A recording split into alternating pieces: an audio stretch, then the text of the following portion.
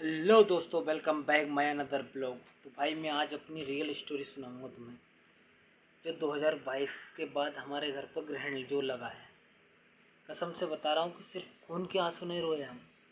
सिर्फ खून के आंसू नहीं रोए हम, बाकी सब कुछ हुआ हमारे साथ 2022 के बाद।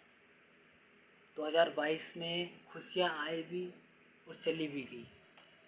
2022 में जब बहन की सगाई फिक्स करने गए थे, उसी समय परिवार में किसी ने हमारी मोटर निकला दी थी ट्यूबवेल में से, किसी छोटे से कारण की वजह से।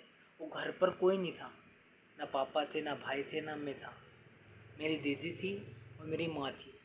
परिवार का ही सबसे बड़े पापा के लड़के आए। वो घर पर आकर माँ बहन की गाली दी थी उन्होंने। वो टेंशन मम्मी ने इतना भर लिया था अपना दिमाग में कि उसके चक्कर में हमने ज़मीन बेच दी थी और दूसरे खेत में ट्यूबवेल ट्रांसफार्मर तुरंत लगवाया था 2.5-3 लाख का। और तुरंत ही दीदी की शादी भी हुई थी उसी साल, उसी महीने में। वो टेंशन इतना मम्मी ने अपने दिमाग में भर लिया था कि उन्हें बहुत बड़ी बीमारी हो गई थी, किडनी की। तो डायलिसिस चलता गया और एक दिन वो हमें छोड़कर चले गए। मतलब परिवार ने इतना तंग कर दिया था हमें, इतना तंग कर दिया था। लाइफ में ना दुश्मन भी दुश्मन के साथ ऐसा नहीं करता है, और हमारे साथ ऐसा हुआ था। मतलब हम जब से 2022 से आज तक उनके आंसू ही रो रहे हैं।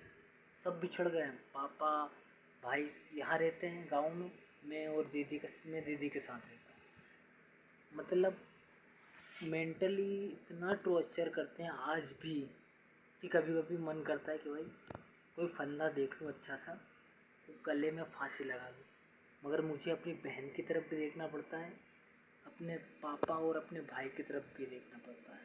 इसलिए मैं आज जिंदा हूँ आज भी। मतलब मेंटली इतना टॉर्चर किया जाता है कि मैं घर से बाहर नहीं निकलता हूँ। शहर जाता हूँ और काम करता हूँ, और कभी छुट्टी पर घर आता हूँ तो घर रहता हूँ, चाहे जितने दिन भी रहूँ। मतलब खून के आंसू नहीं रोए हम, आगे सब कुछ हुआ हमारे साथ, सब कुछ।